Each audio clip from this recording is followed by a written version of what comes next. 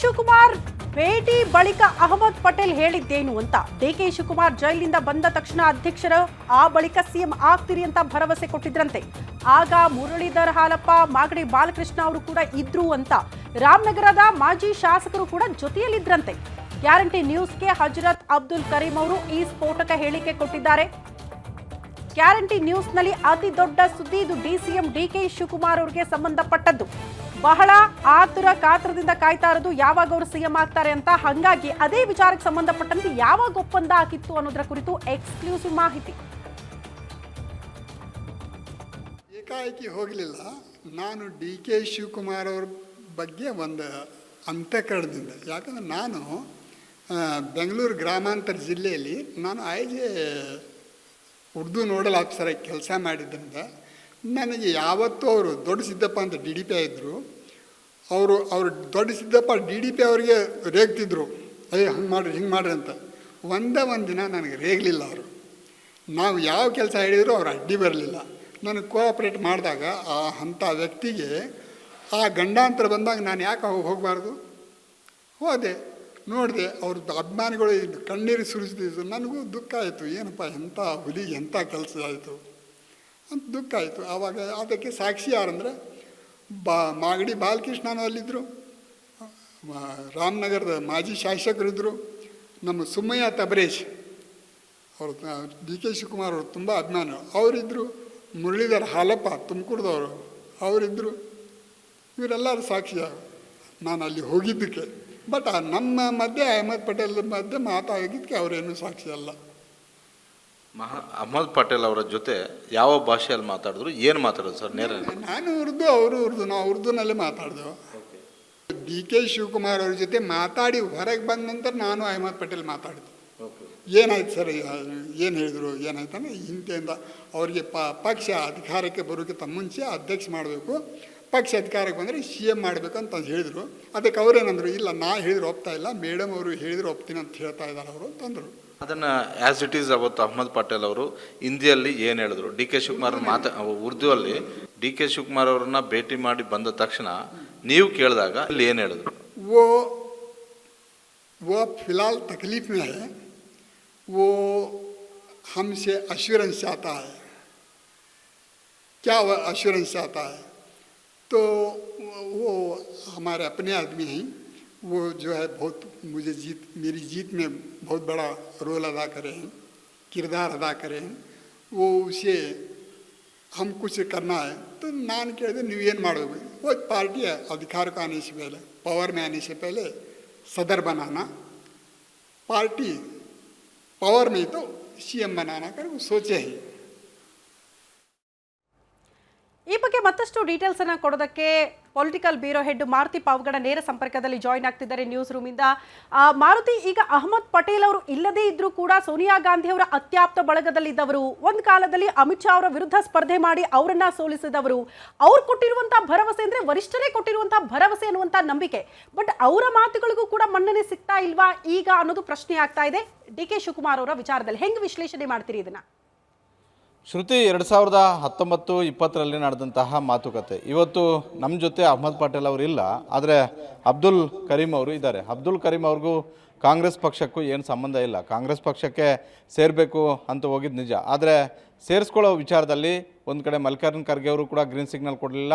ಅದೇ ರೀತಿ ವೇಣುಗೋಪಾಲ್ ಅವರು ಕೂಡ ನೀವು ರಾಜ್ಯದ PCC ಥ್ರೂ ಬರಬೇಕು ಅನ್ನುವಂಥ ಒಂದು ಮಾತನ್ನು ದೆಹಲಿಯಲ್ಲಿ ಹೋದಾಗ ಈ ಮಾತನ್ನು ಹೇಳಿದ್ರು. ಆದರೆ ನಾನು ಆ ರೀತಿ ಬರೋದಿಲ್ಲ, AICC ಮಟ್ಟದಲ್ಲಿ ಕೆಲಸ ಮಾಡೋದಾದರೆ ಮಾತ್ರ ಕಾಂಗ್ರೆಸ್ ಪಕ್ಷ ಸೇರ್ತೀನಿ ಅನ್ನುವಂಥದ್ದನ್ನು ಖಡಕ್ಕಾಗಿ ಅವತ್ತು ಅಬ್ದುಲ್ ಕರೀಂ ಅವರು ಹೇಳಿದರು. ಆದರೆ ಡಿ ಕೆ ಶಿವಕುಮಾರ್ ಅವ್ರಿಗೂ ಮತ್ತು ಅಬ್ದುಲ್ ಕರೀಂ ಅವ್ರಿಗೂ ಏನು ಸಂಬಂಧ, ಈ ವಿಚಾರವನ್ನು ಕೂಡ ಗ್ಯಾರಂಟಿ ನ್ಯೂಸ್ ನೇರವಾಗಿ ಅಬ್ದುಲ್ ಕರೀಂ ಅವರ ಜೊತೆ ಮಾತನಾಡಿದ್ದು. ಆಗ ಅವ್ರು ಹೇಳಿದ್ದೇನಂತ ಹೇಳಿದ್ರೆ, ಬೆಂಗಳೂರು ಗ್ರಾಮಾಂತರ ಜಿಲ್ಲೆಯಲ್ಲಿ ನೋಡಲ್ ಅಧಿಕಾರಿಯಾಗಿ ಕನಕಪುರದಲ್ಲೂ ಕೆಲಸ ಮಾಡಿದ್ರು, ರಾಮನಗರದಲ್ಲೂ ಕೆಲಸ ಮಾಡಿದ್ರು, ಹೊಸಕೋಟೆಯಲ್ಲೂ ಕೆಲಸ ಮಾಡಿದ್ರು. ಬೆಂಗಳೂರು ಗ್ರಾಮಾಂತರ ಜಿಲ್ಲೆಯಲ್ಲಿ ನಾನು ನೋಡಲ್ ಆಫೀಸರ್ ಆಗಿ ಕೆಲಸ ಮಾಡಿದ್ದೆ, ಅದರಲ್ಲೂ ಕನಕಪುರದಲ್ಲಿ ವಿಶೇಷವಾಗಿ ಕೆಲಸ ಮಾಡಿದ್ದೆ. ನಾನು ಕೆಲಸ ಮಾಡಿದಂಥ ಒಂದು ಸಂದರ್ಭದಲ್ಲಿ ಯಾವತ್ತೂ ಕೂಡ ನನಗೆ ಡಿ ಕೆ ಶಿವಕುಮಾರ್ ಅವರು ಅಗೌರವವಾಗಿ ನಡ್ಕೊಂಡಿಲ್ಲ. ಹಾಗಾಗಿ ಅವರು ಕಷ್ಟಕಾಲದಲ್ಲಿದ್ದಾಗ ದೆಹಲಿಗೆ ಹೋಗಿದ್ದು ನಿಜ, ದೆಹಲಿಯಲ್ಲಿ ನಾನು ಮಾತುಕತೆ ಆಡಿದ್ದು ಕೂಡ ನಿಜ ಅನ್ನುವಂಥದ್ದನ್ನು ಹೇಳ್ತಾ ಇದ್ದಾರೆ. ಅಹ್ಮದ್ ಪಟೇಲ್ ಅವರ ಜೊತೆ ಭಾಳಷ್ಟು ದಿನಗಳಿಂದ ನನಗೆ ಅವರನ್ನು ಭೇಟಿ ಮಾಡ್ತಾ ಇದ್ದೆ, ನೇರವಾಗಿ ಅವ್ರ ಮನೆಗೂ ಕೂಡ ಹೋಗ್ತಾ ಇದ್ದೆ.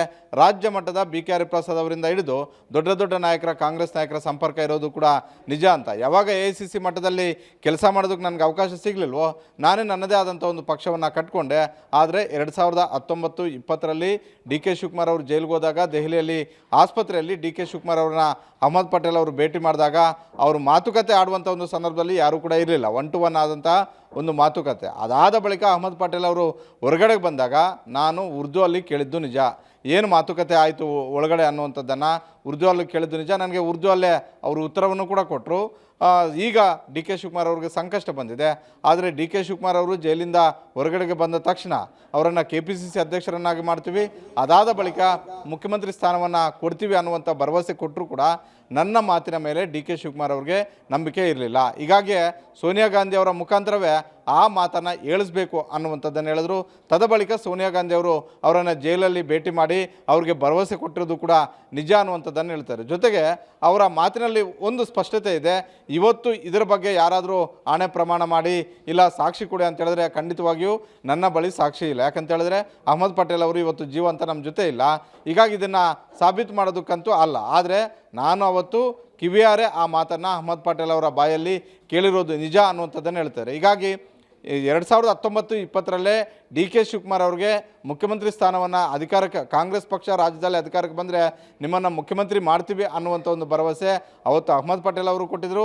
ಅಹ್ಮದ್ ಪಟೇಲ್ ಅವರು ಕೊಟ್ಟಿದ್ದಷ್ಟೇ ಅಲ್ಲ, AICC ವರಿಷ್ಠರಾದಂತಹ ಸೋನಿಯಾ ಗಾಂಧಿ ಅವರು ಕೂಡ ಕೊಟ್ಟಿದ್ದರು ಅನ್ನುವಂಥದ್ದನ್ನು ಈಗ ಈ ಹೇಳಿಕೆ ಮೂಲಕವೇ ಗ್ಯಾರಂಟಿ ನ್ಯೂಸ್ ದೊಡ್ಡ ಮಟ್ಟದ ಒಂದು ಸುದ್ದಿ ಮಾಡ್ತಾ ಇರುವಂಥದ್ದು. ಆದರೆ ಸದ್ಯದ ಕಾಂಗ್ರೆಸ್ ಹೈಕಮಾಂಡ್ ಪರಿಸ್ಥಿತಿಯಲ್ಲಿ ನೇರವಾಗಿ ಸಿದ್ದರಾಮಯ್ಯ ಅವರ ಪರವಾಗಿ ನಿಲ್ಲೋಕ್ಕೆ ಆ ಪರಿಸ್ಥಿತಿಯಲ್ಲಿಲ್ಲ. ಅದೇ ರೀತಿ ಡಿ ಕೆ ಶಿವಕುಮಾರ್ ಅವ್ರಿಗೆ ಏಕಾಏಕಿ ಇವತ್ತೇ ಅಧಿಕಾರ ಕೊಡುವಂಥ ಒಂದು ಪರಿಸ್ಥಿತಿಯಲ್ಲೂ ಕೂಡ ಕಾಂಗ್ರೆಸ್ ಹೈಕಮಾಂಡ್ ಕೈಯಲ್ಲಿಲ್ಲ. ಆದರೆ ಸೋನಿಯಾ ಗಾಂಧಿ ಮತ್ತು ರಾಹುಲ್ ಗಾಂಧಿ ಅವರು ನಿರ್ಧಾರ ಮಾಡಿದ್ದೆ ಆದರೆ ಯಾವುದೇ ಕ್ಷಣದಲ್ಲಿ ಡಿ ಕೆ ಶಿವಕುಮಾರ್ ಅವ್ರಿಗೆ ಆ ಸ್ಥಾನ ಬರ್ಬೋದು. ಆದರೆ ಹಾಗಂತ ಹೇಳಿದ ತಕ್ಷಣ ಇವತ್ತೋ ನಾಳೆ ಬರುತ್ತೆ ಅಂತ ನಾವು ಹೇಳ್ತಾ ಇಲ್ಲ. ಆದರೆ ಮುಂದಿನ ದಿನಗಳಲ್ಲಿ ಮಾರ್ಚ್ ಆದ ಬಳಿಕ ಡಿ ಕೆ ಶಿವಕುಮಾರ್ ಅವ್ರಿಗೆ ಆ ಒಂದು ಅಧಿಕಾರ, ಆ ಒಂದು ಸ್ಥಾನ ಸೋನಿಯಾ ಗಾಂಧಿ ಮತ್ತು ರಾಹುಲ್ ಗಾಂಧಿ ಅವರೇ ಕೊಡಿಸುವಂತಹ ಸಾಧ್ಯತೆಗಳು ಕೂಡ ದಟ್ಟವಾಗಿದ್ದಾವೆ. ಇಲ್ಲಿ ಅಬ್ದುಲ್ ಕರೀಂ ಯಾಕೆ ಪ್ರಸ್ತುತ ಅಂತ ಹೇಳಿದ್ರೆ ಅವತ್ತು ನಡೆದಂತಹ ಮಾತುಕತೆ ಸಂದರ್ಭದಲ್ಲಿ ಅಬ್ದುಲ್ ಕರೀಂ ಅವರು ಇದ್ದರು, ಅಹ್ಮದ್ ಪಟೇಲ್ ಅವರು ಆಪ್ತರಾಗಿದ್ದರು, ಮಲ್ಲಿಕಾರ್ಜುನ್ ಖರ್ಗೆ, ವೇಣುಗೋಪಾಲ್, BK ಹರಿಪ್ರಸಾದ್ ಸೇರಿದಂತೆ ಹಲವು ನಾಯಕರುಗಳ ಸಂಪರ್ಕದಲ್ಲೂ ಕೂಡ ಇದ್ದರು. ಒಂದು ವೇಳೆ ರಾಜ್ಯ ಮಟ್ಟದಲ್ಲಿ ಕೆಲಸ ಮಾಡ್ತೀನಿ ಅಂತ ಹೇಳಿದ್ರೆ ಅವತ್ತೇ ಕಾಂಗ್ರೆಸ್ ಪಕ್ಷಕ್ಕೆ ಸೇರಿಸ್ಕೊಳ್ತಿದ್ರೆ ನನಗೆ ಗೊತ್ತಿಲ್ಲ. ಆದರೆ ಅವ್ರಿಗೆ AICC ಮಟ್ಟದಲ್ಲೇ ಬೇಕು ಅನ್ನುವಂಥ ಹಠವನ್ನು ಹಿಡಿದಿದ್ರಿಂದ ಕಾಂಗ್ರೆಸ್ ಪಕ್ಷಕ್ಕೆ ಸೇರೋದಕ್ಕೆ ಆಗಲಿಲ್ಲ. ಶ್ರುತಿ, ಹಾಗಾಗಿ ಮಾರುತಿ ಇಲ್ಲೊಂದು ಪ್ರಶ್ನೆ ಬರ್ತಾ ಇದೆ. ಈ ಬಾರಿ ಕಾಂಗ್ರೆಸ್ ಅತಿ ಹೆಚ್ಚಿನ ಸ್ಥಾನ ಪಡ್ಕೊಂಡು ಅಧಿಕಾರಕ್ಕೆ ಬಂದಾಗ ಸಿದ್ದರಾಮಯ್ಯನವರು ಅಷ್ಟು ಈಸಿಯಾಗಿ CM ಪಟ್ಟ ಅವ್ರಿಗೆ ಸಿಗ್ಲಿಲ್ಲ. ಯಾಕಂದ್ರೆ ಹಗ್ಗ ಜಗ್ಗಾಟ ಆಗ್ತಾ ಇತ್ತು, ದೆಹಲಿಯಲ್ಲಿ ಸತತ ಸಭೆಗಳಾಯ್ತು, ಕನ್ವಿನ್ಸ್ ಮಾಡುವಂತಹ ಪ್ರಯತ್ನಗಳಾಯ್ತು ಅಂತ. ಇದೇ ಭರವಸೆಯಿಂದ ಡಿ ಕೆ ಶಿವಕುಮಾರ್ ಅವರು ಇದೇ ಬಾರಿ CM ಸ್ಥಾನ ಸಿಗಬೇಕು, ನೀವು ಕೊಟ್ಟಿರುವ ಭರವಸೆ ಈಡೇರಿಸಿ ಅಂತ ಪಟ್ಟು ಹಿಡಿದಿದ್ರ ಅನ್ನೋ ಪ್ರಶ್ನೆ ಆಗ್ತಾ ಇದೆ. ಖಂಡಿತ ಶ್ರುತಿ, 2023ರಲ್ಲಿ ಕಾಂಗ್ರೆಸ್ ಪಕ್ಷ 136 ಸ್ಥಾನ ಗೆದ್ದಾಗ ಏಕಾಏಕಿ ಸಿದ್ದರಾಮಯ್ಯ ಅವರನ್ನು ಕಾಂಗ್ರೆಸ್ ಹೈಕಮಾಂಡ್ ಮುಖ್ಯಮಂತ್ರಿ ಮಾಡಲಿಲ್ಲ. ಅದೇ ರೀತಿ KPCC ಅಧ್ಯಕ್ಷರಾಗಿ ಪಕ್ಷವನ್ನು ಸಂಘಟಿಸಿ ಇಡೀ ರಾಜ್ಯಾದ್ಯಂತ ಟಿಕೆಟ್ ಯಾವುದೇ ಸಮಸ್ಯೆ ಇಲ್ಲದಂತೆ ಹಂಚಿಕೆ ಮಾಡಿ ತದಬಳಿಕ 136 ಸ್ಥಾನ ಗೆಲ್ಲೋದಕ್ಕೆ ಡಿ ಕೆ ಶಿವಕುಮಾರ್ ಅವರ ಪಾತ್ರವೂ ಕೂಡ ಇತ್ತು. ಹೀಗಾಗಿ ಡಿ ಕೆ ಶಿವಕುಮಾರ್ ನಾನು ಜೈಲಿಗೆ ಹೋಗುವಂಥ ಒಂದು ಸಂದರ್ಭದಲ್ಲಿ ನನಗೆ ಯಾವ ಪ್ರಾಮಿಸನ್ನು ಮಾಡಿದ್ರೋ ಆ ಪ್ರಾಮಿಸ್ ಅಂತೆ ಇವತ್ತು ನನಗೆ ಅವಕಾಶವನ್ನು ಮಾಡಿಕೊಡಿ ಅಂತ ಒಂದು.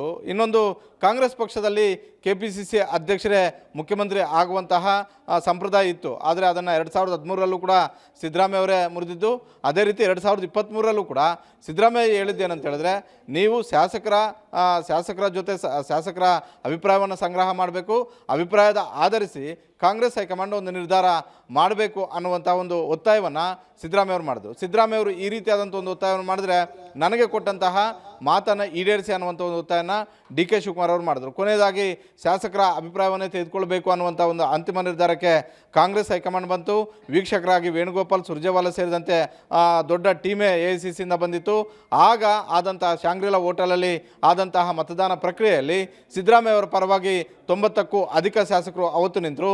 ಹೀಗಾಗಿ ಡಿ ಕೆ ಶಿವಕುಮಾರ್ ಅವರಿಗೆ 2ನೇ ಅವಧಿಗೆ ಅವಕಾಶವನ್ನು ಮಾಡಿಕೊಡೋಣ ಅನ್ನುವಂಥ ಒಂದು ರೀತಿಯಲ್ಲಿ ಕಾಂಗ್ರೆಸ್ ಹೈಕಮಾಂಡ್ ಮಟ್ಟದಲ್ಲಿ ಮಾತುಕತೆ ಆಯಿತು ಅನ್ನುವಂಥ ಒಂದು ವಾದ ಇವತ್ತಿಗೂ ಕೂಡ ಡಿ ಕೆ ಶಿವಕುಮಾರ್ ಅವರ ಬಣದಲ್ಲಿ ಆಗ್ತಿದೆ. ಆದರೆ ಸಿದ್ದರಾಮಯ್ಯ ಅವರ ಬಣದಲ್ಲಿ ಆಗ್ತಿರುವಂಥ ಒಂದು ಚರ್ಚೆ ಏನಂತ ಹೇಳಿದ್ರೆ 5 ವರ್ಷಗಳ ಕಾಲಕ್ಕೆ ನಾವು ಆಯ್ಕೆ ಮಾಡಿದ್ದೀವಿ, ಸಿದ್ದರಾಮಯ್ಯ ಅವರೇ 5 ವರ್ಷಗಳ ಕಾಲ CM ಅಂತ ಹೇಳ್ತಾರೆ. ಈಗ ಕಾಂಗ್ರೆಸ್ ಹೈಕಮಾಂಡ್ ಅಂಗಳದಲ್ಲಿ ಬಾಲಿರುವಂಥದ್ದು ಅದು ಸಿದ್ದರಾಮಯ್ಯ ಅವ್ರ ಕಡೆ ತಳ್ತಾರಾ ಇಲ್ಲ ಡಿ ಕೆ ಶಿವಕುಮಾರ್ ಅವ್ರ ಕಡೆ ತಳ್ತಾರ ಅನ್ನೋಂಥದ್ದನ್ನು ಕಾದು ನೋಡಬೇಕಾಗಿದೆ. ಯಾಕಂತ ಹೇಳಿದ್ರೆ ಈ ಹಿಂದೆ ಹಲವು ಬಾರಿ ಮುಖ್ಯಮಂತ್ರಿಗಳನ್ನು ಬದಲಾವಣೆ ಮಾಡುವಂಥ ಒಂದು ಸಂದರ್ಭದಲ್ಲಿ ಸಹಜವಾಗಿ ಕಾಂಗ್ರೆಸ್ ಹೈಕಮಾಂಡ್ ಒಂದು ನಿರ್ಧಾರವನ್ನು ತೆಗೆದುಕೊಂಡಿದೆ, ನಿಮಗೆಲ್ಲವೂ ಕೂಡ ಅವಕಾಶಗಳು ಕೊಟ್ಟಿದ್ದೀವಿ ಅಂತ. ಅದನ್ನು ಸಿದ್ದರಾಮಯ್ಯ ಅವರಿಗೆ ಹೇಳಿ ಕನ್ವಿನ್ಸ್ ಮಾಡಿದ್ದಾದರೆ ಡಿ ಕೆ ಶಿವಕುಮಾರ್ ಅವರಿಗೆ ಆ ಸ್ಥಾನ ಸಿಗ್ಬೋದು.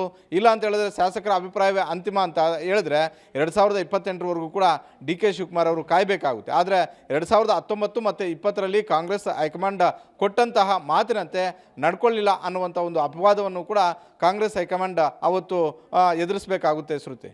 ಓಕೆ ಭಾರತಿ, ಇದ್ರ ಜೊತೆಗೆ ಒಂದು ಕ್ವಿಕ್ ಆಗಿ ಆನ್ಸರ್ ಕೇಳಬೇಕು ಅಂತ ಅಂದ್ರೆ, ಕಾಂಗ್ರೆಸ್ನಲ್ಲೇ ಒಂದು ವಿರೋಧಿ ಬಣ ಯಾವುದೇ ಕಾರಣಕ್ಕೂ ಡಿ ಕೆ ಶಿವಕುಮಾರ್ ಅವರು CM ಆಗ್ಲೇಬಾರ್ದು ಅಂತ ತಪ್ಪಿಸುವ ಸತತ ಪ್ರಯತ್ನಗಳು ಆಗ್ತಾ ಇದೆ ಅಂತ.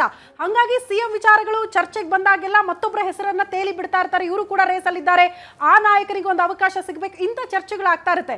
ಮೋಸ್ಟ್ಲಿ ಮುಂದೊಂದು ದಿನ ಸಿದ್ದರಾಮಯ್ಯನವರು CM ಸೀಟ್ ಬಿಟ್ಟು ಕೆಳಗಿಳಿದ್ರೆ ಡಿ ಕೆ ಶಿವಕುಮಾರ್ ಬಿಟ್ರೆ ಬೇರೆ ಯಾರಿಗೂ ಕೂಡ ಅವಕಾಶಗಳು ಇಲ್ಲ ಅನ್ನೋದು ಬಹಳ ಸ್ಪಷ್ಟನ ಈ ಭರವಸೆ ಮೂಲಕ ನೋಡೋದಾದ್ರೆ.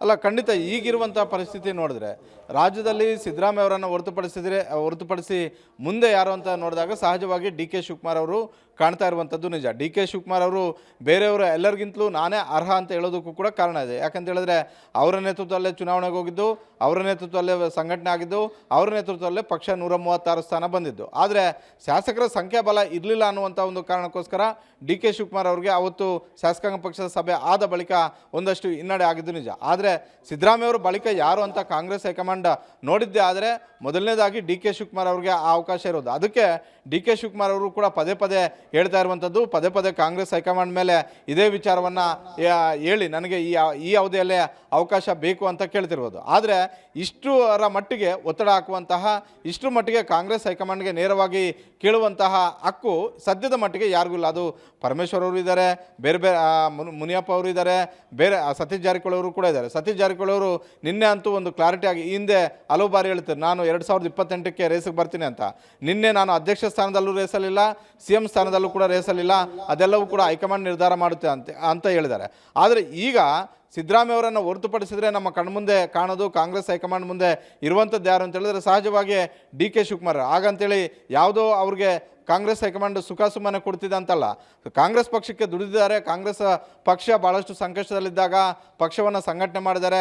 ಅವತ್ತು ಆಡಳಿತದಲ್ಲಿದ್ದಂತಹ BJP ವೈಫಲ್ಯಗಳನ್ನು ಎತ್ತಿ ತೋರಿಸುವಂಥ ಒಂದು ರೀತಿಯಲ್ಲಿ ಪ್ರತಿಭಟನೆಯನ್ನು ಮಾಡಿದ್ದಾರೆ. ಅದಕ್ಕೆ ಸಾಥ್ ಕೊಡುವಂಥ ಒಂದು ರೀತಿಯಲ್ಲಿ ಸಿದ್ದರಾಮಯ್ಯ ಅವರು ವಿಧಾನಸಭೆ ಒಳಗಡೆ ಹೋರಾಟವನ್ನು ಮಾಡ್ತಿದ್ರು.